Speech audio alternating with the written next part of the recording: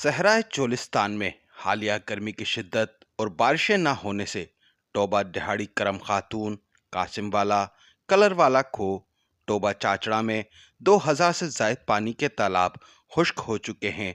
सख्त गर्मी और पानी की अदम दस्तियाबी से अब तक छोटे बड़े सैकड़ों जानवर हलाक हो चुके, जबकि हजारों अब भी पानी की बूंद बूंद को तरस रहे हैं। अभी ये चरे की ने घास की बहुत कमी है और माल जो है गाँव सुहा बच्चे वाली वो कमज़ोर है। वो जाती है तो फिर वापस नहीं आ सकती और उधर ही रोई में एक दिन काट के फिर शाम को आ जाए, शाम को काट के फिर सुबह रात उधर, सुबह फिर इधर। और टोबे हमारे बने हुए हैं, वो खेते वाला है। और ये टोबे जो है ना, टोबा में कूना पानी टाँके बने हुए हैं पानी के।